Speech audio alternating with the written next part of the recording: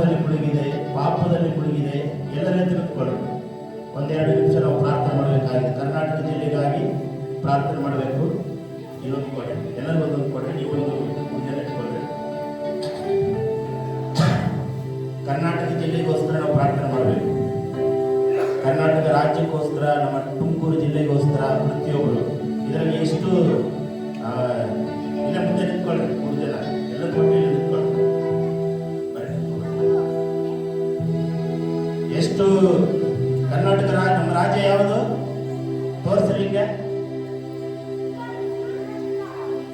ಒಂದು ಜಿಲ್ಲೆ ಮಾತ್ರ ಇಲ್ಲ, ಹೊಸದಾಗಿ ಸೇರ್ಪಡೆ ಆಗಿರುವ ಜಿಲ್ಲೆ ಮಾತ್ರ ಇಲ್ಲ. ಅದು ಯಾವ ಜಿಲ್ಲೆ ಗೊತ್ತಿದೆಯಾ?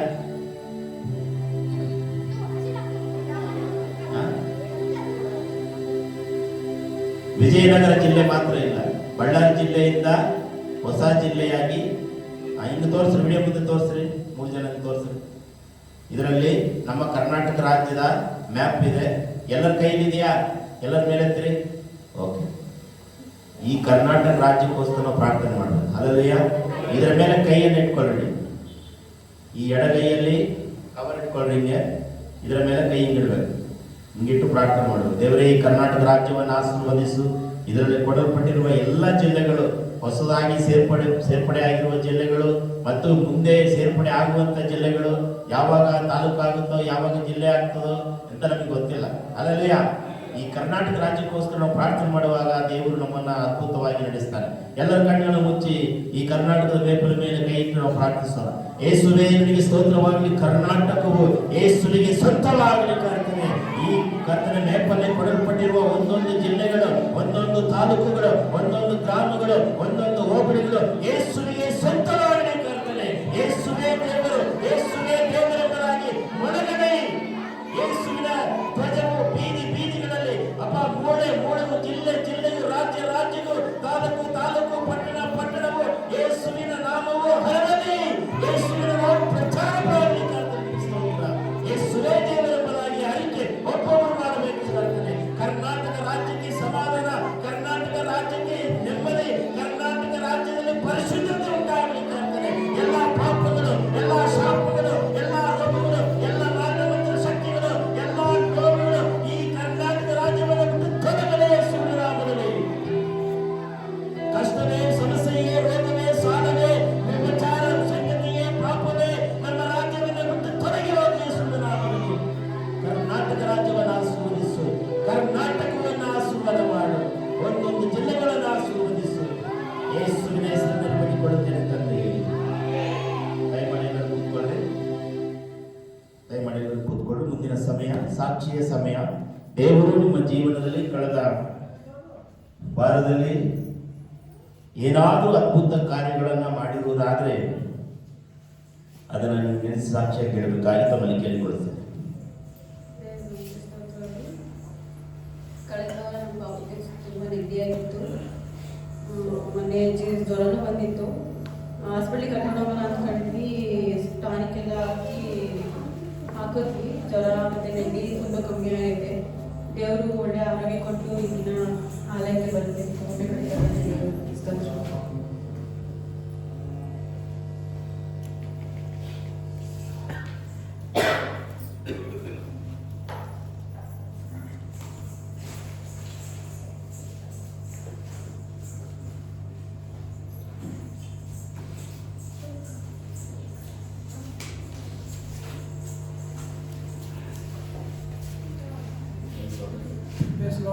ದೇವರು ನಾವು ಕೋಟಿ ಸ್ತೋತ್ರ. ಒಂದು ವಾರ ನಿಮಗೆ ಸಣ್ಣಗಿತ್ತು. ಸಣ್ಣ ಅಂದ್ರೆ ಕೈಜನ್ ಸಣ್ಣ ದೇವ್ರ ಪೇರ್ ಮಾಡಿ ದೇವ್ರ ಕೊಟ್ಟಿಲ್ಲ. ಸಣ್ಣ ಕಮ್ಮಿ ಕಾಲಿನ ಅದು ಕಮ್ಮಿ ಆಗ್ತೈತೆ. ಅದಂತ ಮನೆ ಕೆಲಸ ಅಂತ ಬಂದೈತೆ. ದೇವ್ರ ಕೋಟಿ ಸ್ತೋತ್ರ. ದೇವ್ರ ಮಹಿಮೆ ಆಗುತ್ತೆ.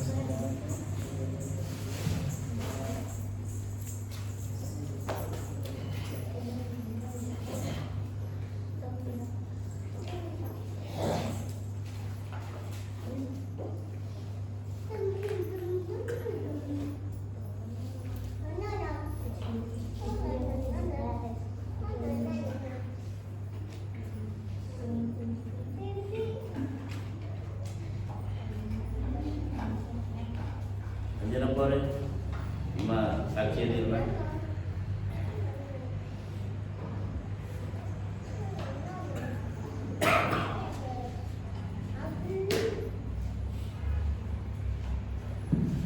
ಓಕೆ, ದೇವರ ಪರಿಶುದ್ಧ ನಾಮಕ್ಕೆ ಸ್ತೋತ್ರವಾಗಲಿ. ನಿಮ್ಮ ಕೈಯಲ್ಲಿ ಕೊಡಲ್ಪಟ್ಟಿರುವ ಈ ಒಂದು ಮ್ಯಾಪು ಕರ್ನಾಟಕ ರಾಜ್ಯಕ್ಕೋಸ್ಕರವಾಗಿದ್ದು ನಿಮ್ಮ ಅನುದಿನ ಪ್ರಾರ್ಥನೆಯಲ್ಲಿ ನೆನೆಸಿಕೊಳ್ಳಬೇಕಾಗಿ ಬನ್ನಿ.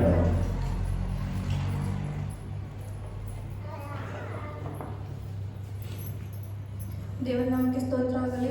ಕಳೆದ ವಾರದಲ್ಲಿ ನಮಗೆ ಹುಷಾರಿರಲಿಲ್ಲ, ಅಂದರೆ ಜ್ವರ. ಊರಲ್ಲೂ ಇರಬೇಕಾದ್ರೆ ಚೆನ್ನಾಗೇ ಬಂದ್ವಿ. ಮನೆಯಲ್ಲಿ ಬಂದಾಗ ಹುಷಾರಿಲ್ದಂಗೆ ಆಯಿತು, ವೈರಲ್ ಫೀವರ್ ಬಂದ್ಬಿಟ್ಟಿತ್ತು.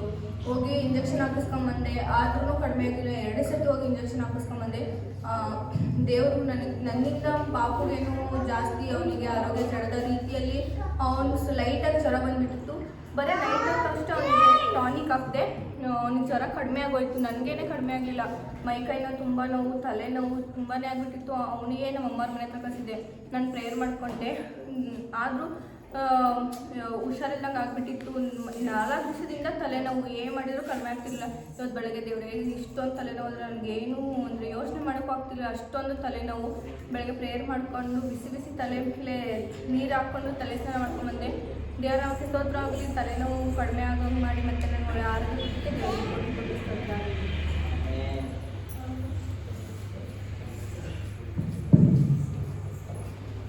ನೇರದ ಸಾಕ್ಷಿ ಇದೆಯಾ? ಸಾಕ್ಷಿ ಇಲ್ವಾ? ಚಿಕ್ಕಮ್ಮ, ಪಾರ್ವತಮ್ಮ ಸಾಕ್ಷಿ ಇಲ್ಲ, ಲಕ್ಷ್ಮಮ್ಮ ಸಾಕ್ಷಿ ಇಲ್ಲ. ಅಲ್ಲೆಲ್ಲೂಯ್ಯ. ಏನಾದರೂ ನಿಮ್ಮ ಜೀವನದಲ್ಲಿ ಅದ್ಭುತ ಕಾರ್ಯಗಳು ಮಾಡಿರುವುದಾದರೆ ನೀವು ಮುಂದೆ ಸಾಕ್ಷಿ ಹೇಳ್ಬೋದು. ಕಾಣಿಕೆಗೋಸ್ಕರ ಸ್ಪೆಷಲ್ ಸಾಂಗ್ಸ್ ಆಡುವವರು ಮುಂದೆ ಬಂದರೆ ನಾವು ಕಾಣಿಕೆಯನ್ನು ನಿಂತೋಣ. ಕಾಣಿಕೆ ಬ್ಯಾಗಿಗೆ ನೋಡಿ. ಸೊ ದೇವರು ನೀವು ಮಾಡಿದ ವರುಮಾನದಿಂದ, ಕೆಲಸದಿಂದ ದೇವರು ಏನಾದರೂ ಅದ್ಭುತ ಕಾರ್ಯಗಳು ಮಾಡಿರುವುದಾದರೆ ದಶಮ ಭಾಗವಾಗಿ ಕಾಣಿಕೆಯಾಗಿ ಪಡೆಯುವುದು.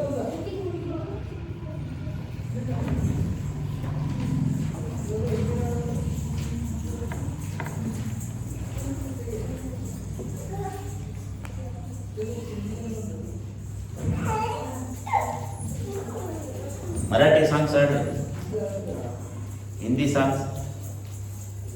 ನಮ್ಮ ಹಿಂದಿಯವರು ಬಂದಿದ್ದಾರಲ್ಲ, ಹಿಂದಿಯರ್ ಸಾಂಗ್ಸ್ ಆಡಿದ್ರೆ ಚೆನ್ನಾಗಿದೆ.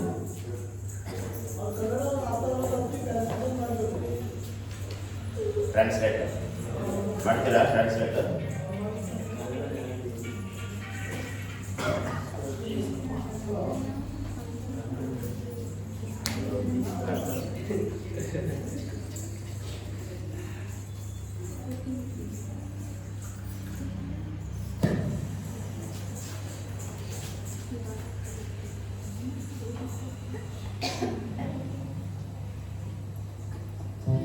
यीशु के नाम में शिफा है, यही कलाम में लिखा है।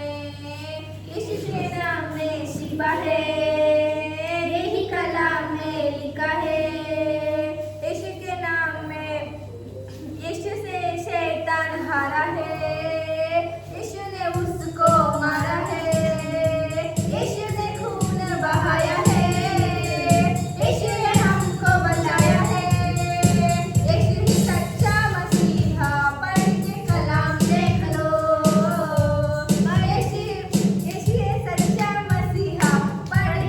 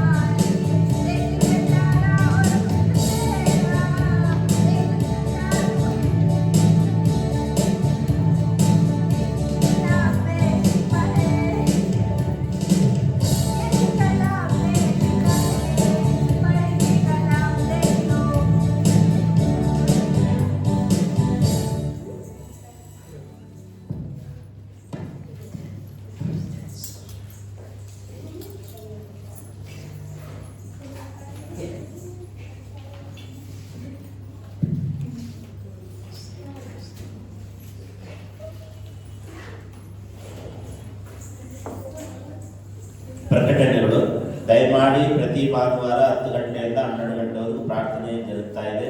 ನೀವೆಲ್ಲರೂ 9:40 ಬರಬೇಕು. ಬರ್ತಾ 10:30 ಬರ್ತಾ ಇದ್ದೀರ. ಸೊ 10:30 ನಾವು ಪ್ರಾರಂಭ ಮಾಡಬೇಕು.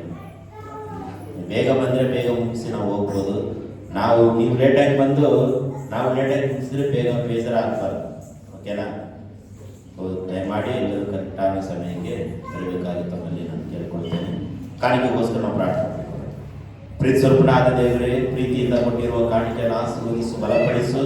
ಕರ್ತನೆ, ಅವರು ಮಾಡುವ ವ್ಯಾಪಾರದಿಂದ ಬಹುಮಾನದಿಂದ ಕಾಣಿಕೆಯನ್ನು ಕೊಟ್ಟಿದ್ದಾರೆ. ಇಂತನ ಬಲಪಡಿಸು, ಆಶೀರ್ವದಿಸು. ಮುಂದಿನ ಭಾಗವನ್ನು ನಿನ್ನ ಕರೆಗಳಿಗೆ ಒಪ್ಪಿಸ್ತಾ ಇದ್ದೇವೆ. ಯೇಸುವಿನ ಹೆಸರಿನಲ್ಲಿ ಬಿಡಿಕೊಳ್ಳುತ್ತೇನೆ ತಂದೆ.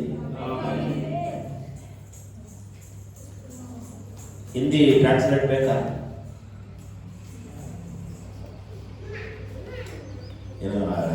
ಎಲ್ಲೋದು ಬ್ರದರ್ ಹಿಂದಿ?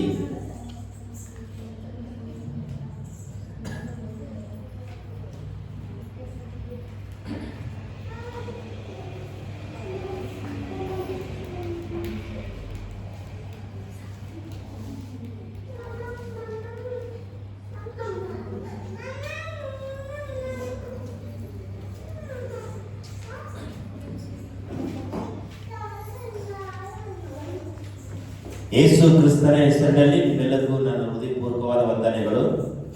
प्रभु यीशु के नाम में आप सभी को वंदन करता हूँ। ಈ ಭಾನುವಾರ ಭಕ್ತರ ಕುರಿತಾಗಿ ಧ್ಯಾನ ಮಾಡುವಂತದ್ದಾಗಿದೆ. इस रविवार को हम ಭಕ್ತ ಭಕ್ತಿವಂತ भक्त के बारे में देखेंगे। ವಾಕ್ಯ ಓದುವಾಗ ನಿಮಗೆ ಅದು ಗೊತ್ತಾಗ್ತದೆ.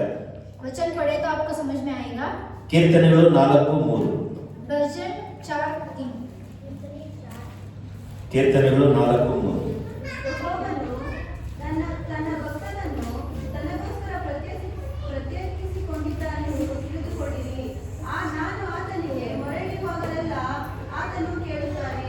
ಸರ್ ಹಿಂದಿಯಲ್ಲಿ ಹೋದ್ರೆ ಹಿಂದಿ ಇಲ್ಲ, ಮರಾಠಿ 4:3.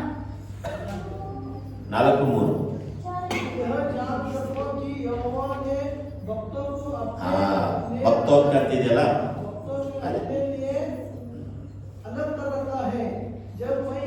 ಸೊ ಅದನ್ನ ನೀವು ಅಂಡರ್ಸ್ಟ್ಯಾಂಡ್ ಮಾಡ್ಕೊಳ್ರಿ. ಭಕ್ತರು, ಇವತ್ತು ನಾನು ಮಾತನಾಡುವಂತ ವಿಚಾರ ಭಕ್ತಿವಂತರು, ಭಕ್ತರು. आज मैं यहाँ वचन देना चाहता हूँ कि भक्त प्रभु से भक्त कैसे अलग होते हैं उसके बारे में हम देखेंगे। ಯೇಸು ಕ್ರಿಸ್ತನನ್ನ ಆರಾಧನೆ ಮಾಡುವಂತ, ಪೂಜೆ ಮಾಡುವಂತ, ನಮಸ್ಕಾರ ಮಾಡುವಂತ ನೀವುಗಳು ಕ್ರೈಸ್ತ ಧರ್ಮದವರು ಅಲ್ಲ. प्रभु यीशु को हम आराधन करते हैं, उसको महिमा करते हैं, उसको गौरव देते हैं। हम उसके क्राइस्त नहीं है। ಎಷ್ಟೋ ಜನ ನಿಮ್ಮನ್ನ ಕೇಳಬಹುದು, ನಮ್ಮನ್ನ ಕೇಳಬಹುದು, ನೀವು ಕ್ರೈಸ್ತ ಧರ್ಮದ ಲೋಕ ಧರ್ಮ ಅಂತ ಇಟ್ಕೊಂಡಿದ್ದಾರೆ. ಬೈಬಲ್ ಯಾವತ್ತೂ ಧರ್ಮ ಅಂತ ಬರೆಯಲ್ಪಟ್ಟೇ ಇಲ್ಲ. बहुत सारे लोग हमको पूछते हैं कि आप क्राइस्त हैं क्या, आप क्राइस्त हैं क्या, आप चर्च को जाते हैं ऐसे, लेकिन बाइबल में तो ऐसे नहीं लिखा है कि हाँ बाइबल में कोई धर्म नहीं है। ಬೈಬಲ್ ಹೇಳುವಂತ ವಿಚಾರ ಏನಪ್ಪಾ ಅಂದ್ರೆ, ಯೇಸುವಿನ ಹಿಂಬಾಲಕರು, ಯೇಸುವಿನ ಶಿಷ್ಯರು, ಯೇಸುವಿನ ಭಕ್ತರು. बाइबल कहता है कि हम प्रभु के भक्त हैं, प्रभु के विश्वासी हैं, प्रभु को हम पालन करते हैं। ಯಾವುದೇ ಕಾರಣಕ್ಕೂ ಈ ಲೋಕ ಹೇಳುವ ತರ ಧರ್ಮ ಅಲ್ಲವೇ ಅಲ್ಲ. ये जो लोग बोलते हैं कि एक क्राइस्तिक धर्म है, ऐसे एक धर्म नहीं है ये। ಕ್ರೈಸ್ತ ಧರ್ಮ ಅಂತ ಒಂದು ಪದ ಇದ್ರೆ ನನ್ನ ಮುಂದೆ ನೀವು ಹೇಳ್ರಿ. क्राइस्त एक धर्म है ऐसा कोई है तो मेरे आगे बोलो। ಯೇಸುವಿನ ಭಕ್ತರು, ದೇವರ ಭಕ್ತರು, ಯೇಸು ಕ್ರಿಸ್ತನ ಹಿಂಬಾಲಕರು, ಯೇಸು ಕ್ರಿಸ್ತನ ಶಿಷ್ಯರು, ಯೇಸು ಕ್ರಿಸ್ತನ ಮಕ್ಕಳು, ಅದು ಮಾತ್ರ ಬರೆಯಲ್ಪಟ್ಟಿದೆ. इसमें तो लिखा है सिर्फ प्रभु यीशु के भक्त हैं, प्रभु यीशु के बच्चे हैं, उसके पालन करने वाले हैं, सिर्फ यही लिखा है। ಭಕ್ತರಾಗಿರುವುದರಿಂದ ನಮಗೆ ಏನು ಪ್ರಯೋಜನ, ಏನು ಲಾಭವಾಗ್ತದೆ?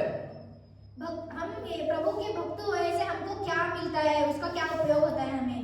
ಏನಾದ್ರೂ ಲಾಭ ಬೇಕಲ್ವಾ? उससे कुछ तो ಏನಾದ್ರೂ ಪ್ರಯೋಜನ ಬೇಕಲ್ವಾ? उससे कुछ तो हमको लाभ होना चाहिए, उसको कुछ तो हमको उसके ಅದರಲ್ಲಿ ಒಂದು कुछ तो हमको उससे मिलना चाहिए।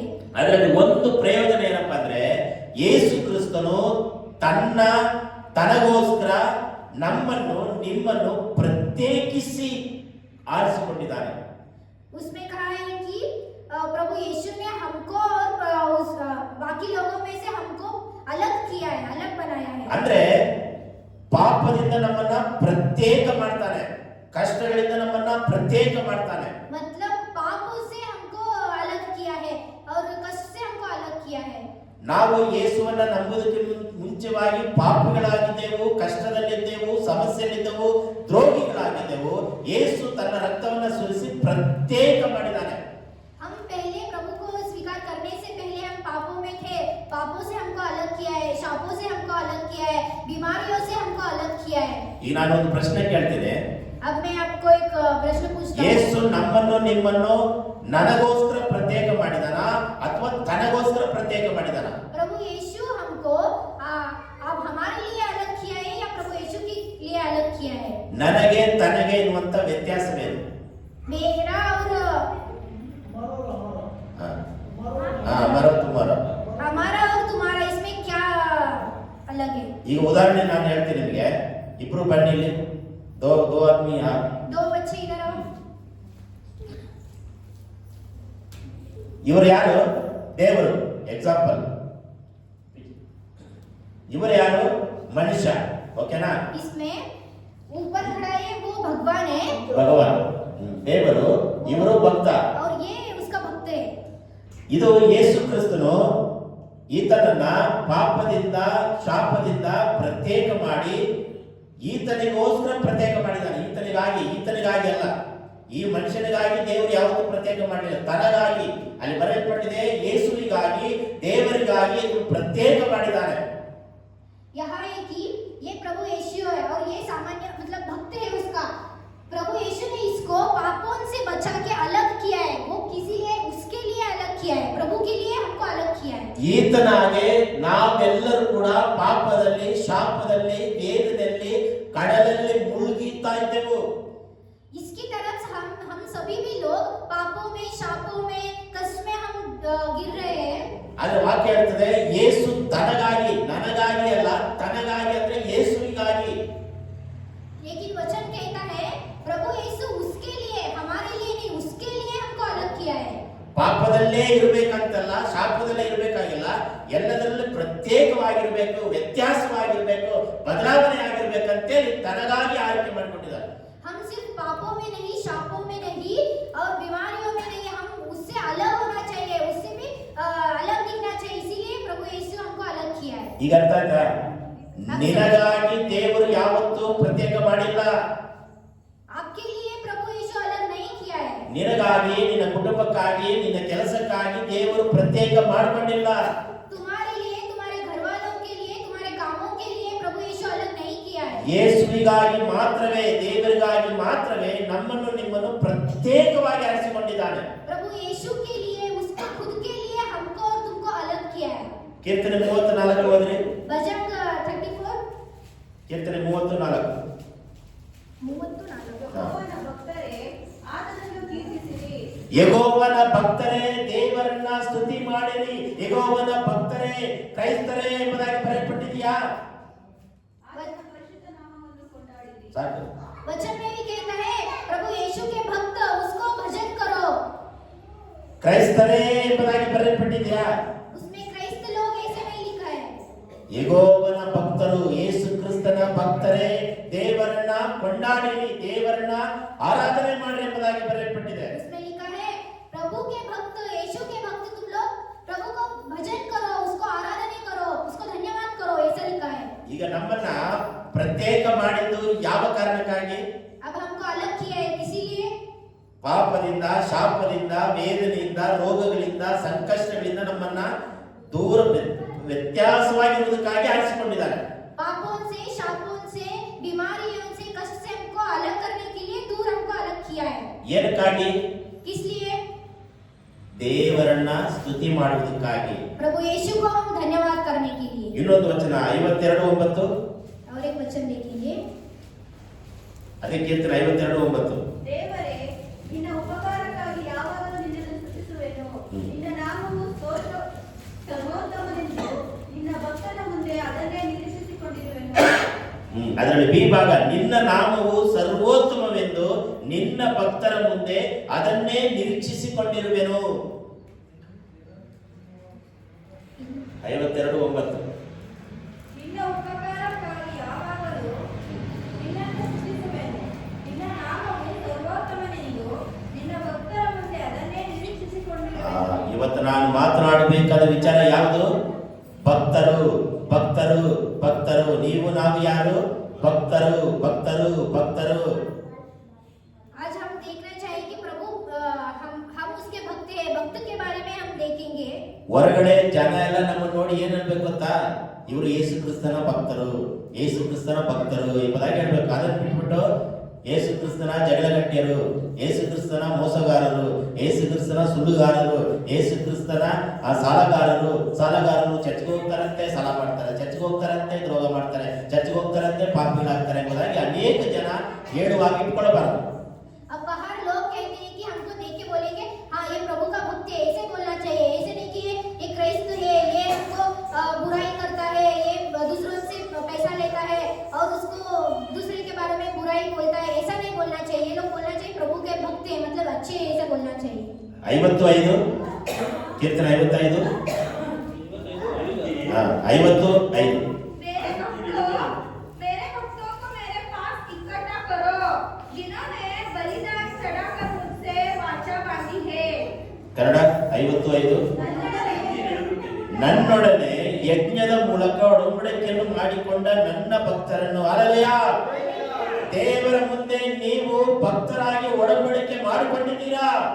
प्रभु यीशु के आगे आप लोग नया उड़नबड़िके हिंदी में मेरे भक्तों को मेरे पास इकट्ठा करो, जिन्होंने बलिदान चढ़ाकर मुझसे वाचा बांधी है. हाँ, हम प्रभु यीशु को बलिदान करके उससे हम ये किया है, तो प्रभु बोलता है कि मेरे भक्तों को मेरे आगे इकट्ठा करो, मतलब मेरे आगे बुलाओ, ऐसे कहता है वचन. ನೀವು ಯಾವಾಗ ಬಾಯಿಂದ ಯೇಸುವೇ ದೇವರು, ಯೇಸುವೇ ಸ್ತೋತ್ರ, ಯೇಸುವೇ ಸ್ತೋತ್ರ ಯಾವಾಗ ಹೇಳ್ತಿರೋ, ಅರಿಕೆ ಮಾಡ್ತಿರೋ, ಆ ಕ್ಷಣದಿಂದ ದೇವರ ಮುಂದೆ ಭಕ್ತರಾಗಿ ಒಡಂಬಡಿಕೆ ಮಾಡಿಕೊಂಡಾಯ್ತು.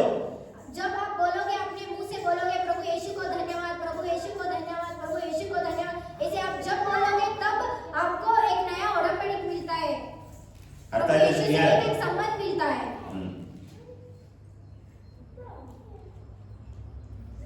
ಎರಡನೇದಾಗಿ ಯೋಹಾನ 9:31 ಯೋಹಾನ್ 9:3 ಒಂದನೇದು ಭಕ್ತರ ಒಂದು ಕರ್ತವ್ಯ ಏನು?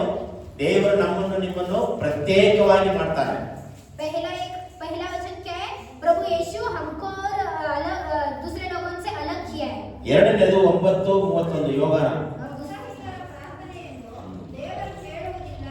ಯಾವನು ಭಕ್ತನಾಗಿದ್ದು ಆತನ ಚಿತ್ತದಂತೆ ನಡೆಯುತ್ತಾನೋ ಅವನ ಪ್ರಾರ್ಥನೆಯನ್ನು ಕೇಳುತ್ತಾನೆಂದು ಬರೆದೆವು. हम जानते हैं कि परमेश्वर पापियों की नहीं सुनता, परंतु यदि कोई परमेश्वर का भक्त हो और उसकी इच्छा पर चलता है तो वही उसकी सुनता है. ಈ ವಾಕ್ಯದಲ್ಲಿ ಎರಡು ಭಕ್ತರ ಕುರಿತಾಗಿ ನಾವು ನೋಡ್ತಾ ಇದ್ದೇವೆ. इस वचन में हम दो भक्त की देखेंगे. ಒಂದು ಭಕ್ತರು, ಇನ್ನೊಂದು ಭಕ್ತಹೀನರು. एक प्रभु का भक्त है और एक जो प्रभु का भक्त नहीं है. ಅರ್ಥ ಆಗ್ತದ? ಈಗ ನಾವು 20 ಜನ ನಾವಿದೀವಲ್ವಾ, ಇದರಲ್ಲಿ ಯಾರು ಭಕ್ತರು, ಯಾರು ಭಕ್ತಹೀನರು? अब यहाँ हम 20 लोग बैठे हैं, इसमें कौन प्रभु का भक्त है और कौन प्रभु का भक्त नहीं है? ನಾವು ಜಡ್ಜ್ ಮಾಡಕ್ಕಾಗುತ್ತಾ? हम बोल सकते हैं क्या वैसे? ನಾನು ನೀನು ಭಕ್ತನೋ ಭಕ್ತಹೀನರೋ ಯೇಸುವಿಗೆ ಮಾತ್ರ ಗೊತ್ತುಂಟು. हमारे इसमें कौन भक्त है कौन भक्त नहीं है वो सिर्फ प्रभु यीशु को ही पता है. ನಮ್ಮೆಲ್ಲರ ಪ್ರಾರ್ಥನೆಯನ್ನ ದೇವರು ಕೇಳುವುದೇ ಇಲ್ಲ. हमारा सबका प्रार्थना वो नहीं सुनता है. ಯಾರ ಪ್ರಾರ್ಥನೆ ಕೇಳ್ತಾನೆ? वो किसका प्रार्थना सुनता है? ಭಕ್ತರ ಪ್ರಾರ್ಥನೆ. सिर्फ उसका भक्त का प्रार्थना सुनता है. ನೀವು ಪರಿಚಯ ಮಾಡಿ, ನಾನು ಭಕ್ತನ ಅಥವಾ ಭಕ್ತಹೀನನ? आप खुद आप अंदर एक परीक्षा करो, मैं प्रभु यीशु का मैं भक्त हूँ या नहीं. ನೀವು ಕುಳಿತಿರುವ ಯಾರ ಪ್ರಾರ್ಥನೆ ದೇವರು ಕೇಳಲ್ಲ, ಭಕ್ತರ ಪ್ರಾರ್ಥನೆ ಮಾತ್ರ ಕೇಳ್ತಾನೆ. यहाँ बैठे सभी लोगों का प्रार्थना प्रभु नहीं सुनता है, सिर्फ उसके जो भक्त है उसका ही प्रार्थना सुनता है. ಅದೇ ವಾಕ್ಯದಲ್ಲಿ ಬರೆಯಲ್ಪಟ್ಟಿದೆ. वही वचन में लिखा है. ನಾನು ಇವತ್ತು ಮಾತನಾಡುವಂತ ವಿಚಾರ ಭಕ್ತರು, ಭಕ್ತರು, ಭಕ್ತರು, ಭಕ್ತರು. मैं अब बात करना चाहता हूँ, वचन है सिर्फ भक्त भक्त भक्त. ನೀವು ಭಕ್ತರೋ ಭಕ್ತಹೀನರೋ ಅದು ನಿಮಗೆ ಬಿಟ್ಟಿದ್ದು. आप लोग भक्त हो या भक्त प्रभु के भक्त नहीं हो, सिर्फ आपको ही छोड़ा. ನೀನು ಭಕ್ತಹೀನನು, ನೀನು ಭಕ್ತಹೀನರು ಎಂಬುದಾಗಿ ನಾನು ಹೇಳೋದಿಲ್ಲ. आप भक्त हो आप भक्त नहीं हो, मैं ऐसे नहीं कहूँगा. ನಿಮಗೂ ದೇವರಿಗೆ ಸಂಬಂಧಪಟ್ಟಂತ ವಿಚಾರ. आप ನೀವು ಯಾರು ಎಂಬುದಾಗಿ ನೀವೇ ತೀರ್ಮಾನ ಮಾಡಿಕೊಳ್ಳಿ. आप कौन हो ये सिर्फ आप ही निर्माण करो. ಎರಡನೇದಾಗಿ ಭಕ್ತರ ಪ್ರಾರ್ಥನೆಯನ್ನ ಕಿವಿಯಾರ ಕೇಳುತ್ತಾನೆ. और दूसरा वचन है कि भक्त का प्रार्थना वो अपने कानों से सुनता है. ಒಂದನೇದಾಗಿ ಭಕ್ತರಾದ ನಮ್ಮನ್ನ ಪ್ರತ್ಯೇಕವಾಗಿ ಆರಿಸಿಕೊಳ್ಳುತ್ತಾನೆ. पहला वचन है कि हमको भक्त करके वो अलग करता है. ಎರಡನೇದಾಗಿ ಭಕ್ತರಾಗಿರುವ ನಮ್ಮ ಪ್ರಾರ್ಥನೆಯನ್ನ ದೇವರು ಕೇಳುತ್ತಾನೆ. और दूसरा वचन ये है कि हम भक्तों का प्रार्थना वो सुनता है. ಮೂರನೇದಾಗಿ और तीसरा है 2 ಪೇತ್ರ 2:9. 2 ಪೇತ್ರ 2:9. दूसरा पेत्र 2:3. ಭಕ್ತರನ್ನು ಕಷ್ಟಗಳಿಂದ ತಪ್ಪಿಸುವುದಕ್ಕೂ ದುರ್ಮಾರ್ಗಿಗಳನ್ನು ನ್ಯಾಯತೀರ್ಪಿನ ದಿನದ ತನಕ ಶಿಕ್ಷಾನುಭವದಲ್ಲಿ ಇಡುವುದಕ್ಕೂ ಬಲವನಾಗಿದ್ದಾನೆ. 2:9. 2 ಪೇತ್ರ 2:9. ಭಕ್ತರನ್ನು ಕಷ್ಟಗಳೊಳಗಿಂದ ತಪ್ಪಿಸುವುದಕ್ಕೂ ದುರ್ಮಾರ್ಗಿಗಳನ್ನು ನ್ಯಾಯತೀರ್ಪಿನ ದಿನದ ತನಕ ಶಿಕ್ಷಾನುಭವದಲ್ಲಿ ಇಡುವುದಕ್ಕೂ ಬಲವನಾಗಿದ್ದಾನೆ. तो प्रभु भक्तों को परीक्षा में से निकाल लेना और अधर्मियों को न्याय के दिन तक दंड की दशा के रखना भी जानता है. ಚೆನ್ನಾಗಿ ಗಮನ ಕೊಟ್ಟು ಕೇಳ್ರಿ. यहाँ ठीक से सुनो. ಕರ್ತನು प्रभु ಭಕ್ತಹೀನರ ಕಷ್ಟಗಳೊಳಗಿಂದ ತಪ್ಪಿಸುತ್ತಾನೆ. जो भक्त नहीं है उन लोगों के परीक्षाओं में से हमको बचाता है. ಹೌದಾ? सच है क्या है? ಭಕ್ತಹೀನರನ್ನು ಕಷ್ಟಗಳಿಂದ ತಪ್ಪಿಸುತ್ತಾನ. जो भक्त नहीं है उन लोगों को परीक्षा से बचाता है क्या? ಯಾರ ಕಷ್ಟಗಳಿಂದ ತಪ್ಪಿಸ್ತಾನೆ? किसको परीक्षा से निकालता है? ಭಕ್ತರು. जो उसके भक्तों ಈಗ ನಾನು ನೀನು ಕಷ್ಟಗಳಿಂದ, ಶೋಧನೆಗಳಿಂದ, ವೇದನೆಗಳಿಂದ ನಾವು ಇದ್ದೇವೆ. या अब हम और तुम कोई तो हम परीक्षा में है, कष्ट में है, फिर शोधना में है, तो ನಮ್ಮ ಕಷ್ಟಗಳಿಂದ ತಪ್ಪಿಸಬೇಕಾದ್ರೆ ನಾವು ಭಕ್ತರಾಗಿರ್ಬೇಕು. हमारा जो कष्ट निकलना चाहिए तो हम प्रभु यीशु के भक्त होना ಪ್ರಕಟಣೆ 3:10. ಪ್ರಕಟಣೆ ರೆವಲ್ಯೂಷನ್ 3:10.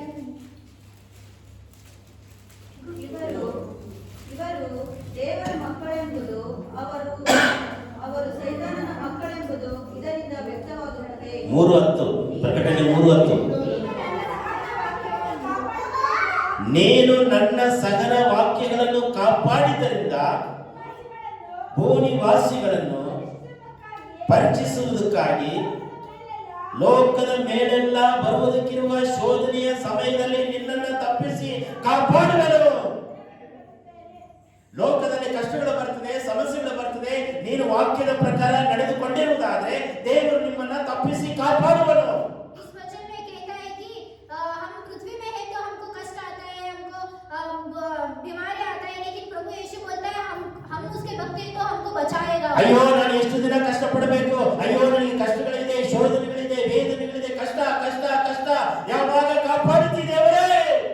हम बोलते हैं अयो मुझे कितना कष्ट है, मैं कितना कष्ट में, कितना शोधना में हूँ, मैं को क्या कितना मतलब कितना मैं कष्ट करता हूँ, प्रभु यीशु कब मुझे तू बचाता है? ನೀನು ಒಂದು ವೇಳೆ ವಾಕ್ಯವನ್ನ ಕಾಪಾಡಿಕೊಳ್ಳದಿದ್ರೆ, ಯೇಸುವಿನ ಮಾತುಗಳನ್ನ, ಯೇಸುವಿನ ವಾಕ್ಯಗಳನ್ನ ನಿನ್ನ ಜೀವನದಲ್ಲಿ ಕಾಪಾಡಿಕೊಳ್ಳುವುದಾದ್ರೆ ದೇವರು ನಿಮ್ಮನ್ನ ಕಷ್ಟದಿಂದ ತಪ್ಪಿಸಿ ಕಾಪಾಡುವನು. अगर आप प्रभु यीशु के वचन को पालन करते हो तो उसको स्वीकारते हो, उसके भक्त आप बनोगे तो आपका हर कष्ट से वो पार करता है और हर कष्ट से बचाता है. 1 ಕೊರಿಂಥ್ಯ 10:13.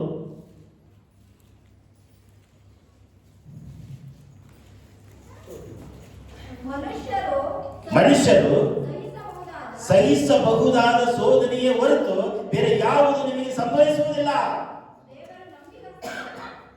ನಿಮ್ಮ ಶಕ್ತಿಯನ್ನು ಮೀರುವ ಶೋಧನೆಯನ್ನು ನಿಮಗೆ ಬರಗೊಡಿಸದೆ ನೀವು ಅದನ್ನು ಸಹಿಸುವುದಕ್ಕೆ ಶಕ್ತರಾಗುವಂತೆ ಶೋಧನೆಯಾಗುತ್ತದೆ. ಈ ವಾಕ್ಯದ ಪ್ರಕಾರ ಏನ್ ಗೊತ್ತಾ? ದೇವರು ನಿಮಗೆ ಕಷ್ಟ ಕೊಡ್ತಾನೆ, ದೇವರು ನಿಮಗೆ ಶೋಧನೆ ಕೊಡ್ತಾನೆ. हिंदी में पढ़ो. तुम किसी ऐसी परीक्षा में नहीं पड़े जो मनुष्य के सहने से बाहर है. परमेश्वर सच्चा है और वह तुम्हें सामर्थ्य से बाहर परीक्षा में न पड़ने देगा, वरन परीक्षा के साथ निकास भी करेगा कि तुम सह सको. ದೇವರು ಈ ವಾಕ್ಯದ ಪ್ರಕಾರ ನಿಮಗೆ ಕಷ್ಟ ಕೊಡ್ತಾನೆ, ಶೋಧನೆ ಕೊಡ್ತಾನೆ ಅಂತ ಅರ್ಥ.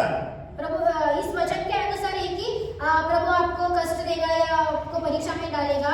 ಅಂದ್ರೆ ನಿನಗೆ ಸಹಿಸಿಕೊಳ್ಳಬೇಕಾದ ಕಷ್ಟ ಮಾತ್ರ ಕೊಡ್ತಾನೆ. लेकिन आपको जो सहन कर सकते हो सिर्फ उतना ही परीक्षा में डालेगा. ಈಗ ನಿಮ್ಮ ಮಕ್ಕಳಿಗೆ ಏನಾದ್ರೂ ಒಂದು ಕಟ್ಟಿಗೆ, ಒಂದು ಭಾರವಾದ ವಸ್ತು ಮಕ್ಕಳಿಗೆ ಕೊಡ್ತೀರಲ್ವಾ, ಅವನಿಗೆ ಎಷ್ಟು ಸಾಮರ್ಥ್ಯ ಇದೆಯೋ ಅಷ್ಟು ಮಾತ್ರ 1 kg 2 kg ಮಾತ್ರ ಕೊಡ್ತೀರಾ.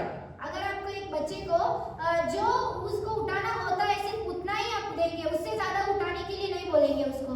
ಕಷ್ಟವನ್ನ ಮೀರುವಂತ, ಉತ್ಕೊಳ್ಳಕ್ಕೆ ಹೋಗಕ್ಕೆ ಆಗದಿರುವಂತ ವಸ್ತು ನೀವೇನಾದ್ರು ಕೊಡ್ತೀರಾ? जो उसको उठाने के लिए नहीं होता है उतना भरा उसको कुछ तो चीज दोगे क्या उठाने. ಅವನಿಗೆ ಎಷ್ಟು ಓರ್ವುದಕ್ಕಾಗುತ್ತೋ ಅಷ್ಟು 1 kg 2 kg ಅಂದ್ರೆ ಅವನವನ ಸಾಮರ್ಥ್ಯಕ್ಕೆ ತಕ್ಕ ಹಾಗೆ, ಅವನವನ ಶಕ್ತಿಗೆ ತಕ್ಕ ಹಾಗೆ ನೀವು ಭಾರವನ್ನ ಅವನ ಮೇಲೆ ಓರಿಸಿ ಅವನ್ನ ಕಳಿಸ್ತೀರಾ. उसको कितना उठाना होता है, 1 किलो उठाना होता है या 2 किलो उठाना होता है, उसको कितना शक्ति है उससे उतना ही आप दोगे, उससे ज्यादा नहीं दोगे उसको उठाने. ಅರ್ಥ ಆಗ್ತದೆ ನಿಮಗೆ? समझ में आ रहा है आपको? ಕಷ್ಟವನ್ನ ಸಹಿಸಿಕೊಳ್ಳುವ ಕಷ್ಟವನ್ನು ಮಾತ್ರ ಕೊಡ್ತಾನೆ. आपको सिर्फ वो सहन कर सकते हैं उतना ही परीक्षा में डालेगा. ನೀವು ಈಗ ಬರುವ ಕಷ್ಟ ಅಯ್ಯೋ ಕಷ್ಟ ಎಂಬುದಾಗಿ ಚಿಂತೆ ಮಾಡಬೇಡ್ರಿ. ಅದನ್ನ ಸಹಿಸಿಕೊಳ್ಳುವುದಕ್ಕೆ ನಿಮಗೆ ಬಲಶಕ್ತಿಯನ್ನು ದೇವರು ಕೊಡ್ತಾನೆ. अब आपको आ रहा है जो परीक्षा है वो आप ऐसे मत सोचो कि अरे कितना परीक्षा में कितना कष्ट है मैं नहीं निकालूंगा, लेकिन प्रभु यीशु आपसे उस कष्ट से आपको निकालेगा. ಒಂದನೇದಾಗಿ ಭಕ್ತರಾದ ನಮ್ಮನ್ನ ಪ್ರತ್ಯೇಕಿಸುತ್ತಾನೆ. एक है कि भक्त होके हमको अलग करेगा. ಎರಡನೇದಾಗಿ ಭಕ್ತರಾಗಿರುವ ನಮ್ಮ ಪ್ರಾರ್ಥನೆಯನ್ನ ದೇವರು ಕೇಳುತ್ತಾನೆ. और दूसरा वचन है कि भक्त लोगों का प्रार्थना वो सुनता है. ಮೂರನೇದಾಗಿ ಭಕ್ತರ ಕಷ್ಟಗಳನ್ನ ಆತನು ಪರಿಹಾರ ಮಾಡ್ತಾನೆ, ತಪ್ಪಿಸಿ ಕಾಪಾಡ್ತಾನೆ. और तीसरा वचन है कि भक्त लोगों का कष्ट वो परीक्षा में हो तो उसको बचाव करता है, उसको निकालता है, वो कष्ट से मुक्ति ನಿನ್ನ देता है. ಕಷ್ಟಗಳನ್ನ ತಪ್ಪಿಸಿ ಕಾಪಾಡಬೇಕಾ? आपके कष्ट से बचाना है क्या? ದೇವರು ನಿಮ್ಮ ಪ್ರಾರ್ಥನೆಯನ್ನ ಕೇಳಬೇಕಾ? आपका प्रार्थना सुनना है क्या? ದೇವರು ನಿನ್ನನ್ನ ಪ್ರತ್ಯೇಕವಾಗಿಡಬೇಕಾ? प्रभु यीशु आपको सबसे अलग रखना है क्या? ಭಕ್ತರಾಗಿರಿ. आप सिर्फ उसका भक्त होना चाहिए. ಭಕ್ತಿಹೀನರಾಗಿದ್ರೆ अगर आप उसके भक्त नहीं हो तो ನೀವು ಪ್ರತ್ಯೇಕವಾಗಿಲ್ಲ, ಪ್ರಾರ್ಥನೆ ದೇವರು ಕೇಳೋದಿಲ್ಲ. आप अलग नहीं हो. ದೇವರು ನಿಮ್ಮನ್ನ ಕಷ್ಟಗಳಿಂದ ತಪ್ಪಿಸಿ ಕಾಪಾಡೋದೇ ಇಲ್ಲ. आपका वो प्रार्थना भी नहीं सुनेगा और आपको परीक्षा से वो निकालना भी नहीं ಒಂದು सुनेगा. ವೇಳೆ ಭಕ್ತಹೀನರಾಗಿ ನೀವು ಪ್ರಾರ್ಥನೆ ಮಾಡುವುದಾದ್ರೆ, ಪಾಪಿಗಳಾಗಿ ಪ್ರಾರ್ಥನೆ ಮಾಡುವುದಾದ್ರೆ, अगर आप भक्तहीन उसके भक्त नहीं होकर प्रार्थना करोगे ಉಪವಾಸ ಮಾಡಿದರೂ ಪ್ರಯೋಜನ ಇಲ್ಲ, ಕಣ್ಣೀರು ಸುರಿಸಿದರೂ ಪ್ರಯೋಜನವಿಲ್ಲ. या आप पाप करके उसको प्रार्थना करोगे, उपवास करके प्रार्थना करोगे या आंसू बहा के प्रार्थना करोगे, वो नहीं सुनेगा. ಭಕ್ತಹೀನರ ಪ್ರಾರ್ಥನೆ ದೇವರು ಎಂದಿಗೂ ಕೇಳೋದಿಲ್ಲ. जो उसके भक्तहीन का प्रार्थना प्रभु यीशु कभी भी नहीं सुनता है. ನಾವು ನೀವು ಭಕ್ತರಾಗಬೇಕು. हम और आप सब लोग प्रभु यीशु के भक्त होना चाहिए. ನಮ್ಮ ಬೈಬಲಲ್ಲಿ हमारे बाइबल में ಅನೇಕ ಜನರು ಭಕ್ತರಾಗಿದ್ದರು. बहुत सारे लोग प्रभु यीशु के भक्त हैं. ಅದರಲ್ಲಿ 3 ಜನರು ಮಾತ್ರ ಇವತ್ತು ನೋಡ್ತೇವೆ. उसमें हम सिर्फ 3 लोगों को ही देखते हैं. ಲೂಕ 2:25, ಲೂಕ 2:25, लूक 2:25. यरूशलेम में शमौन नामक एक मनुष्य था और वह मनुष्य धर्मी और भक्त था और इस्राएल की शांति की बाट जो रहता था और पवित्र आत्मा उस पर था. ಆ ಕಾಲದಲ್ಲಿ ಯೆರೂಸಲೇಮಿನಲ್ಲಿ ಸಿಮೆಯೋನನೆಂಬ ಒಬ್ಬ ಮನುಷ್ಯನಿದ್ದನು. ಈ ಮನುಷ್ಯನು ನೀತಿವಂತನು, ದೇವ ಭಕ್ತನು ಆಗಿದ್ದನು. ಹಾಲೆಲೂಯಾ. ಸಿಮೆಯೋನನು ಭಕ್ತನಾಗಿ ಇದ್ದನು. इसमें लिखा है कि सिमोन भी प्रभु यीशु का भक्त था. ಈತನು ಏನ್ ಮಾಡ್ದ ಗೊತ್ತಾ? ये क्या किया है पता है क्या? ದೇವರ ಮಕ್ಕಳನ್ನ ಸಂತೈಸಿ ಆದರಣೆ ಮಾಡ್ತಾ ಇದ್ದ. प्रभु यीशु के भक्त लोगों को उन लोगों का आदर करता था. ಸಂತೈಸಿ ಆದರಣೆ ಮಾಡುವಂತದಂದ್ರೆ ಏನು? उन लोगों को आदर करना मतलब क्या? ಏನು ಅರ್ಥ ಮಾಡ್ಕೊಂತೀರಾ? आप लोगों को क्या समझ में आता है? आदर करना मतलब क्या? ಹೇಳಿ. ಸಂತೈಸುವುದಂದ್ರೆ ಏನು? ಆದರಣೆ ಮಾಡುವುದಂದ್ರೆ ಏನು? बोलिए, आदर करना मतलब क्या होता है? ಉದಾಹರಣೆ, को ಒಬ್ಬ ಮನುಷ್ಯನು ಕಷ್ಟದಲ್ಲಿ ಇರ್ತಾನೆ, ಚಿಂತೆಯಲ್ಲಿ ಇರ್ತಾನೆ, ವೇದನೆಯಲ್ಲಿ ಇರ್ತಾನೆ. एक मानव परीक्षा में होता है, वो कष्ट में होता है और बहुत चिंता में होता है। ಈಗ ನಾವು ಹೋಗಿ ಅವರನ್ನ ಸಂತೈಸಬೇಕು, ಆದರಣೆ ಮಾಡಬೇಕು. ಹೇಗೆ ಆದರಣೆ ಮಾಡ್ತೀರಾ? हम अब जाके उसको आदर करना है, उसको उस परेशानी से बचाना है, लेकिन हम कैसे उसको आदर करते हैं?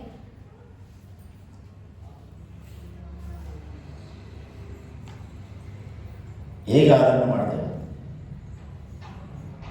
ಚಿಂತೆ ಮಾಡಬೇಡಿ. ನೋಡ್ರಿ, ಇಲ್ಲಿ ಅದು ಬರೆಯಲ್ಪಟ್ಟಿಲ್ಲ.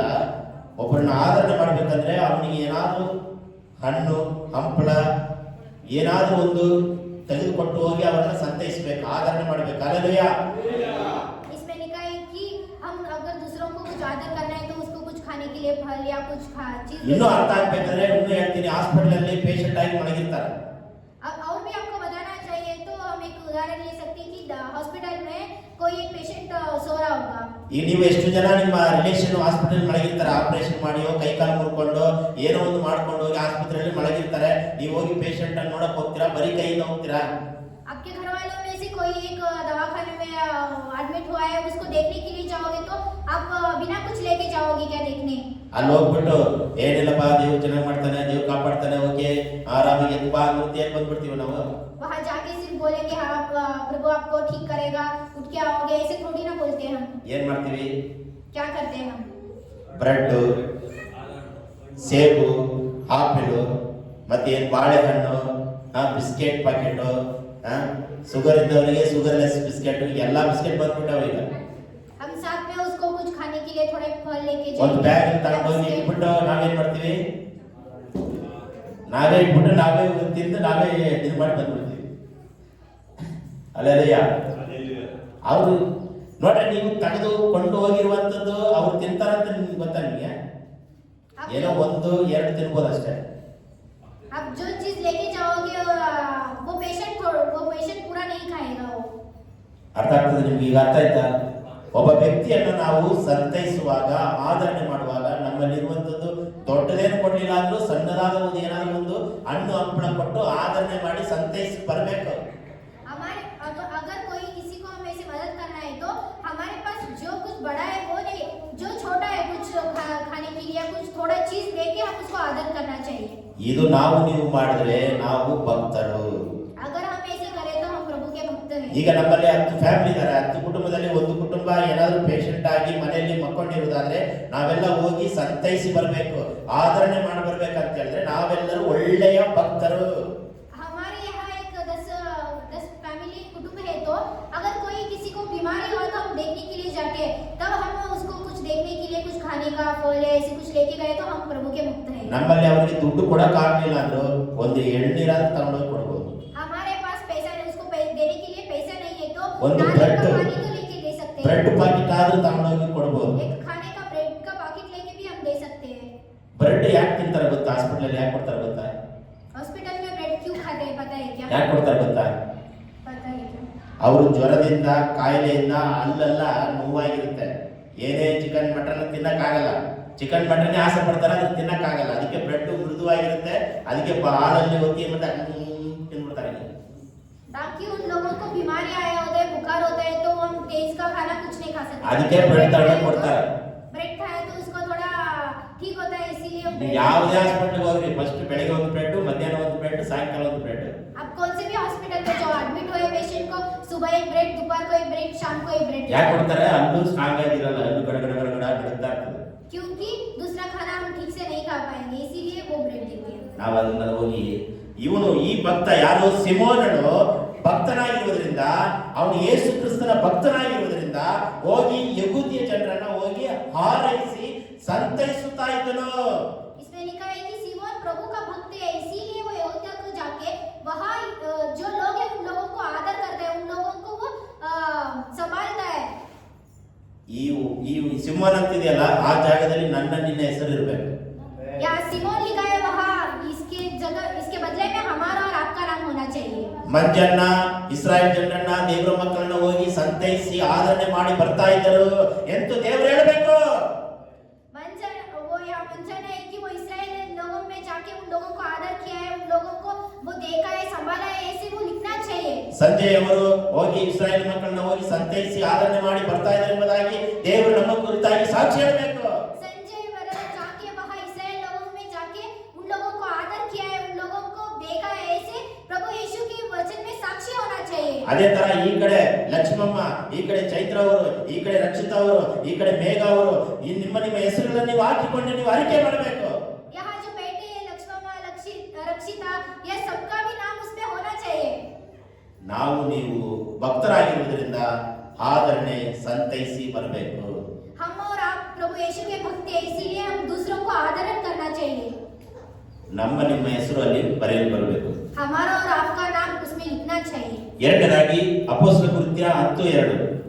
और दूसरा वचन 10:2.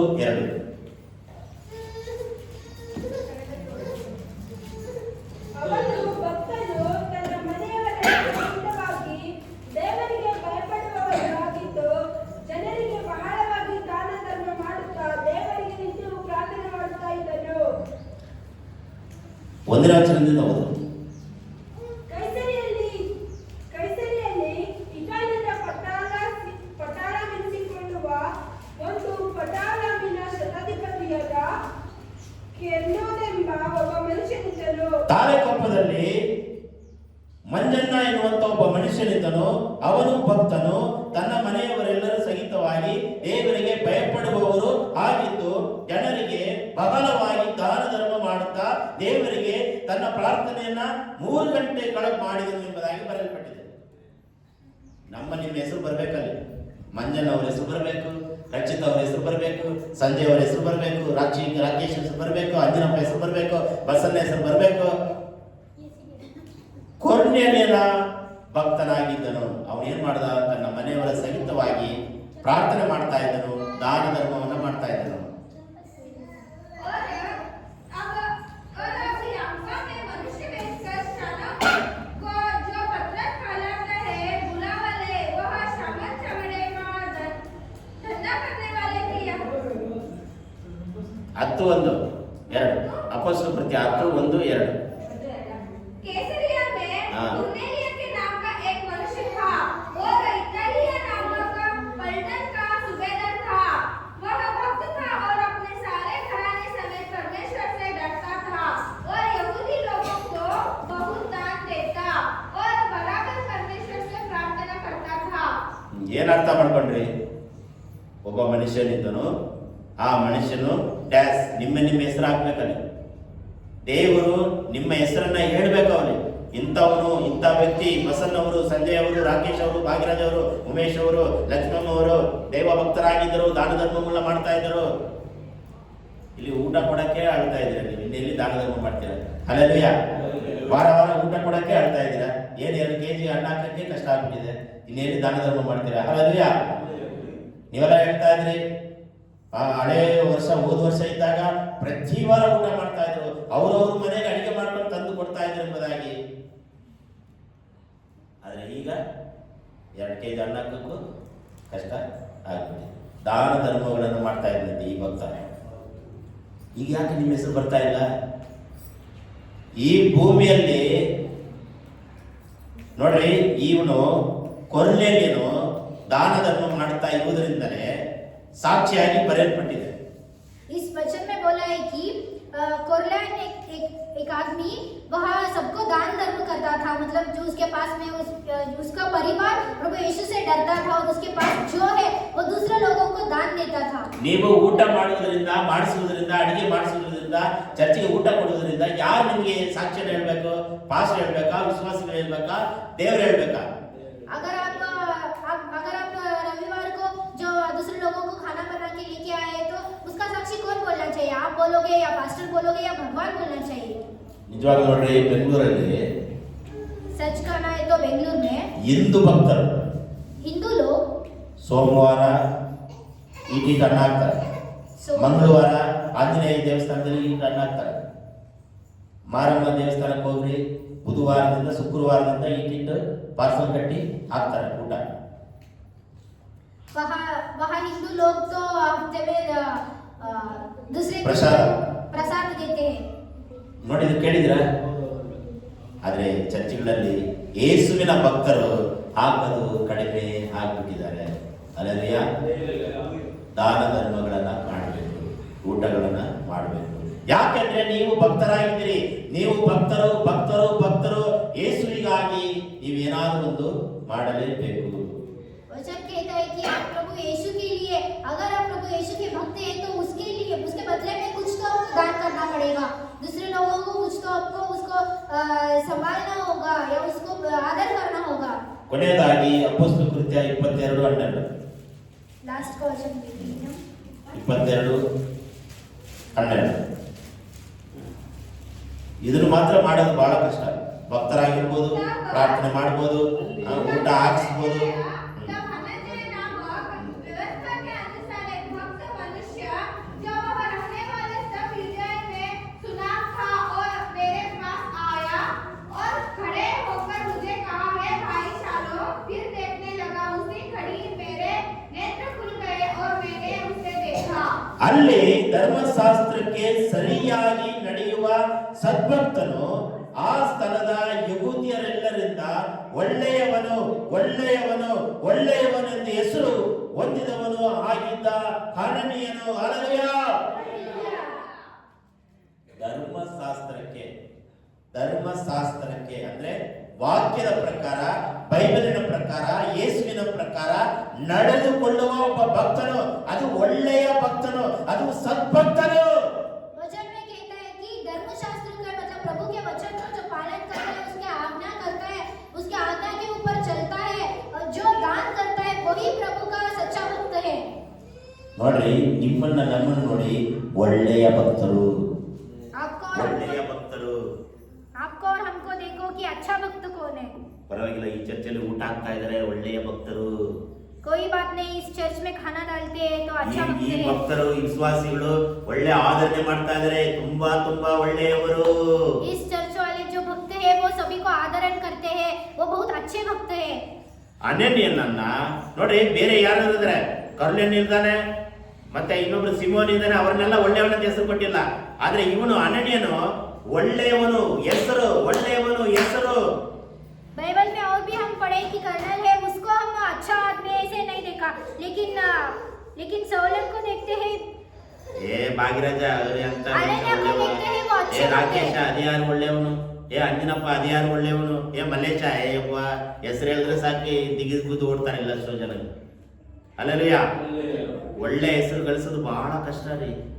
हम अच्छा नाम कमाना है तो बहुत मुश्किल का ಯಾರಿಗಾದ್ರೂ काम है. ಬಡವರಿಗೆ ಊಟ ಹಾಕ್ರಿ, ಏ ತುಂಬಾ ಒಳ್ಳೆಯವರಪ್ಪ. अगर दूसरे हम कोई गरीब लोगों को खाना ಊಟ ಹಾಕಿದ್ರೆ डालेंगे तो ಬಿಟ್ಬಿಡ್ರಿ, बोलते हैं, हाँ, ये ಏ अच्छा आदमी. ಮಂಚ ಏ ಸೇರಿಲ್ಲಪ್ಪ. अगर कोई खाना ये नहीं डाला तो अच्छे बोलते हैं लम्बा। कि अरे ये अच्छा आदमी नहीं है. ಪಾಸ್ಟ್ ಸಾಲ ಕೊಟ್ರೆ, ದುಡ್ಡು ಕೊಟ್ರೆ ಒಳ್ಳೆ ಪಾಸ್ಟ್, ಇಲ್ಲಾಂದ್ರೆ अगर ಕೆಟ್ಟ ಪಾಸ್ಟ್. अगर पास्टर पैसा दिया तो हाँ ये अच्छा पास्टर है, अगर पैसा नहीं ತುಂಬಾ दिया तो ये पास्टर ಒಳ್ಳೆಯವರು अच्छा ನಮ್ಮ नहीं है. ಯೇಸು, ತುಂಬಾ ಒಳ್ಳೆಯವರು ನಮ್ಮ ಯೇಸು, ನಂಬಿ ಬಂದ ಜನರಿಗೆ ಒಳ್ಳೆ ಯೇಸು. ಅಚ್ಚ ಅಚ್ಚ ಹಿಂದಿಯಲ್ಲಿ ಹೆಂಗ್ ಬರ್ತದದು?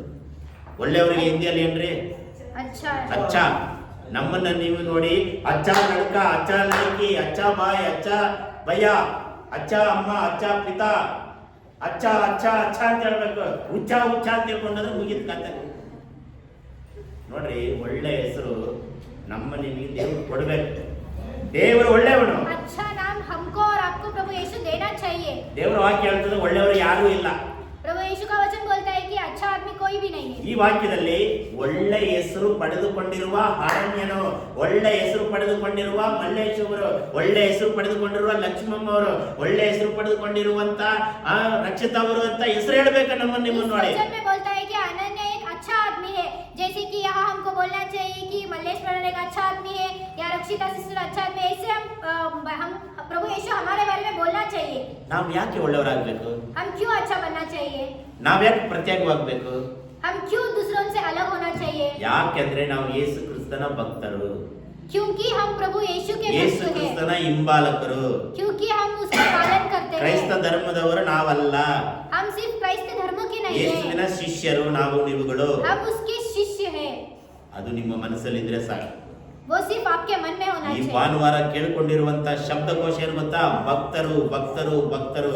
ದೇವರು ಭಕ್ತರಾಗಿ ನಿಮ್ಮನ್ನ ಪ್ರತ್ಯೇಕವಾಗಿ ಆರಿಸಿಕೊಳ್ಳುತ್ತಾನೆ. इस रविवार को हम क्या देखा है, मतलब प्रभु के भक्त के बारे में देखा है, कौन सच्चा भक्त है, क्यों हम सबसे अलग होना चाहिए। ಭಕ್ತರಾಗಿರುವ ನಿಮ್ಮ ಪ್ರಾರ್ಥನೆಯನ್ನ ದೇವರು ಏನ್ ಮಾಡ್ತಾನೆ? ಪ್ರತಿದಿನಿತ್ಯ ಮಾಡುವ ಪ್ರಾರ್ಥನೆ ದೇವರು ಕೇಳುತ್ತಾನೆ. ಎರಡನೇದಾಗಿ सच्चा भक्त, दूसरा हम देखें कि सच्चा भक्तों का प्रार्थना प्रभु यीशु सुनता है। ಮೂರನೇದಾಗಿ ಭಕ್ತರಾಗಿರುವ ನಿಮ್ಮ ಕಷ್ಟಗಳಿಂದ, ಶೋಧನೆಗಳಿಂದ, ವೇದನೆಗಳಿಂದ ನಿಮ್ಮನ್ನ ತಪ್ಪಿಸಿ ಕಾಪಾಡುವನು. ಹಾಲೆಲೂಯಾ. और तीसरा वचन है कि प्रभु यीशु उनके सच्चे भक्तों को उसके पापों से, उसके कष्ट से, उसके परीक्षा से वो अलग करता है।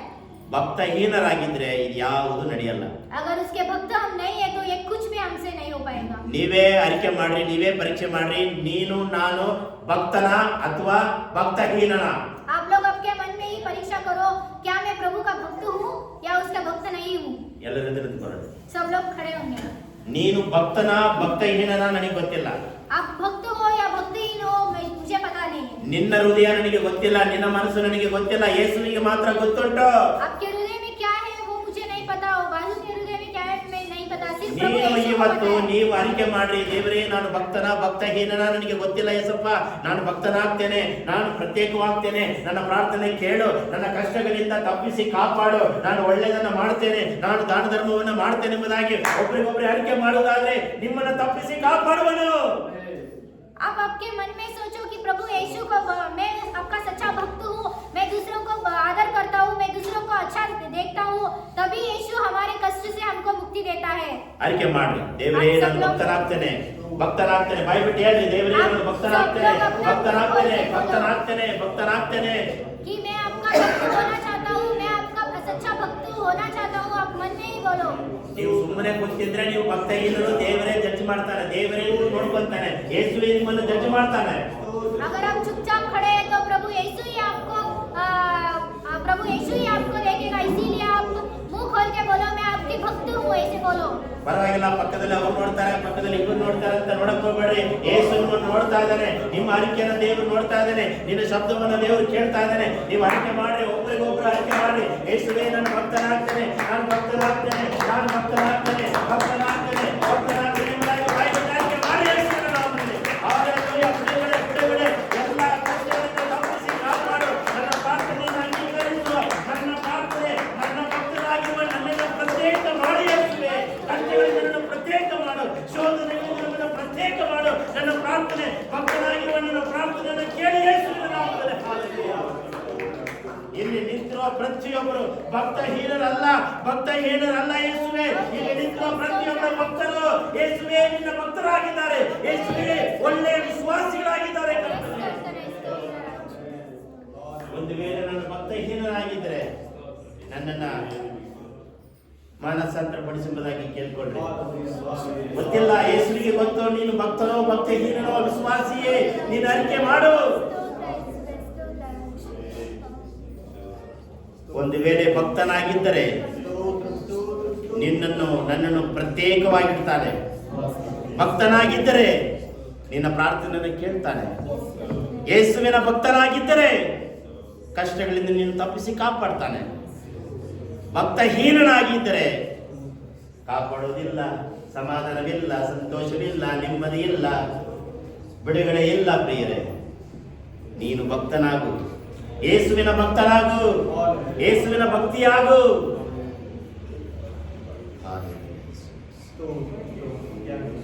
ಯೇಸುವೇ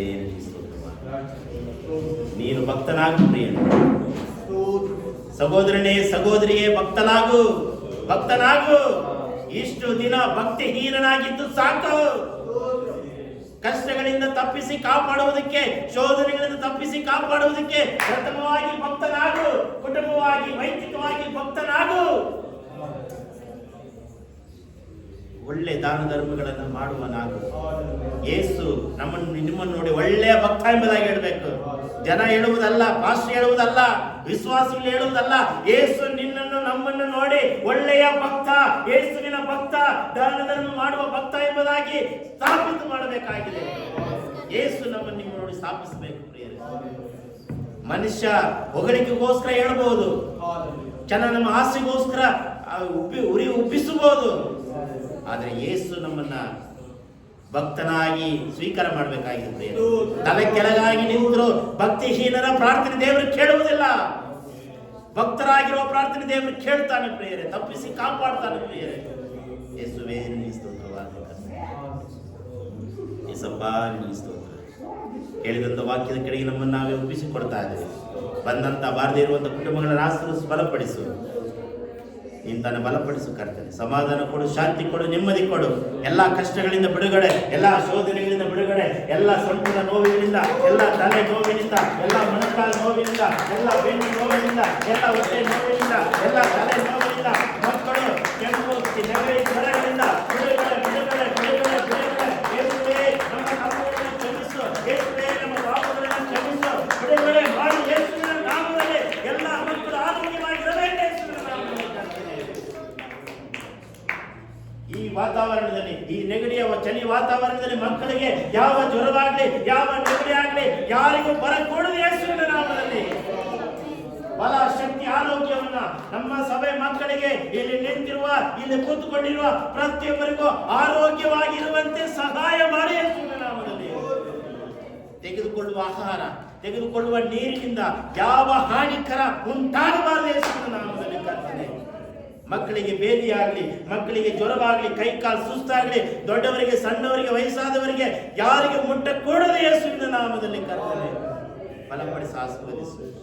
ಭಕ್ತರಾಗ್ತೇವೆ ಯೇಸಪ್ಪ, ನಿನ್ನ ಭಕ್ತರಾಗ್ತೇವೆ ಕರ್ತನೆ.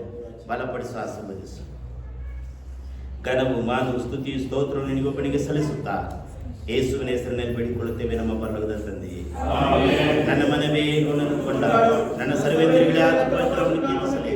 ನನ್ನ ಮನವೇ ಗುಣವನ್ನು ಕೊಂಡಾಡು, ಕರ್ತನು ಮಾಡಿದ ಉಪಕಾರಗಳಲ್ಲಿ ಒಂದನ್ನು ಮರೆಯಬೇಡ. ನನ್ನ ಮನವೇ ಗುಣವನ್ನು ಕೊಂಡಾಡು. ಜಯಗಳು ದೇವರಿಗೆ 3 ಸಾರಿ ಹೇಳೋಣ.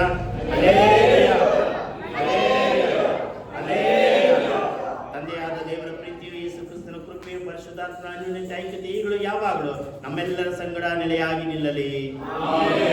ದೇವರು ನಿಮ್ಮನ್ನು ಬಲಪಡಿಸಲಿ, ಆಶೀರ್ವದಿಸಲಿ. ಸಮಾಧಾನದಿಂದ ಮನೆಗೆ ಹೋಗಿ ಬನ್ನಿ. Thank you. Praise Lord. ಕಣ್ಣಿಗೆ ತಗೊಂಡಿಲ್ವಾ?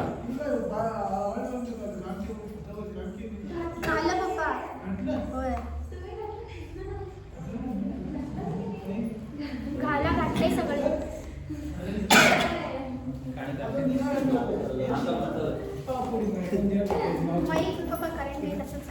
ಇದು ದೇವ್ರ ಚರ್ಚ್ ಕೆಲಸ ಮಾಡ್ತಾ ಇದ್ದೇವೆ.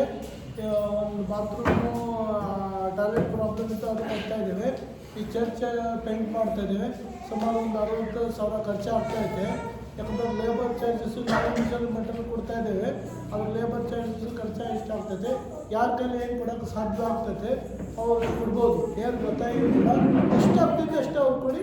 ಅವ್ರ ಹೆಸರು ನಾವು ಚೀಟಿ ಬರೆದು ನಾಳೆ ಕ್ರಿಸ್ಮಸ್ ಟೈಮ್ನಾಗೆ ನಾವು ಹೇಳ್ತೇವೆ, ಇಷ್ಟಿಷ್ಟು ಸಭೆ ಖರ್ಚಾಗಿದೆ, ಇಷ್ಟಿಷ್ಟು ಕೊಟ್ಟಿದ್ದಾರೆ ಅಂತ ನಾವು ಹೇಳ್ತೇವೆ. ಹೇಗೆ ನೀವು ಈ ವಾರ ಕೊಡಿ, ಇಲ್ಲ ಮುಂದಿನ ವಾರ ಕೊಡಿ, 3 ವಾರದಲ್ಲಿ ನಿಮ್ಗೆ ಸಾಧ್ಯವಾದ ಚರ್ಚ್ ಕೆಲಸಕ್ಕೆ ಎಷ್ಟು ಆಗ್ತದೆ ಅಷ್ಟು ಕೊಡಿ. ಆಯಿತಾ? ದೇವ್ರ ನಮಸ್ತೋತ್ರ.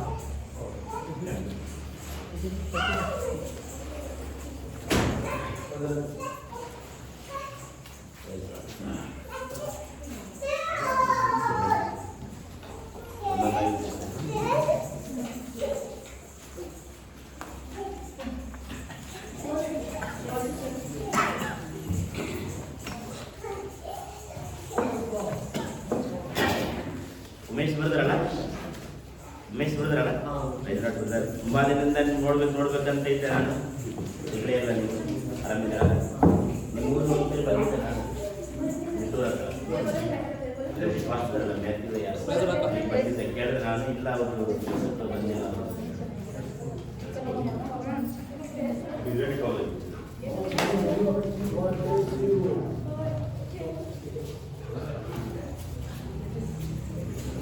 ಬಸವನವರೇ, ದೇವರಿಗೆ ಸ್ತೋತ್ರವಾಗಿ. ನಿನ್ನ ಭಕ್ತರಾಗಿರುವಂತ ಈ ಭಕ್ತರನ್ನ ದೇವರೇ ಪ್ರತ್ಯೇಕ ಮಾಡು, ಪ್ರಾರ್ಥನೆಯನ್ನು ಕೇಳು, ಕಷ್ಟಗಳನ್ನು ತಪ್ಪಿಸಿ ಕಾಪಾಡುವುದಕ್ಕಾಗಿ ಸ್ತೋತ್ರ. ಯೇಸುವಿನ ತಂದೆ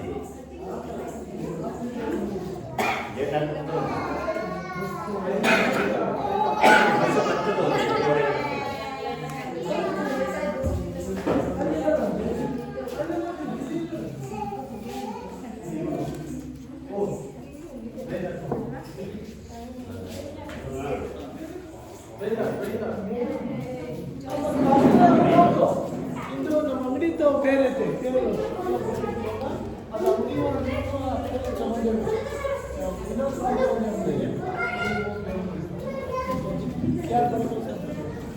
ಶಿವಾನಿ के लिए जो ಬರ್ತಾರೆ ಯಾರು ಮನೆಗೆ ಹೋಗ್ಬೇಡಿ, ಎಲ್ಲ ಟಾಟಾ ಎಸ್ಕಲ್ಲಿ ಕೂತ್ಕೊಳ್ಳಿ, ಒಂದ್ ಕಡೆ ಹೋಗಿ ಪ್ರೇಯರ್ ಮಾಡಿ ಬಂದ್ಬಿಡೋಣ, ಓಕೆನಾ? ಬರ್ಲೇಬೇಕು, ಯಾರು ದೇವ್ರ ಪ್ರೇಯರ್ ಮಾಡಿ ದೇವ್ರ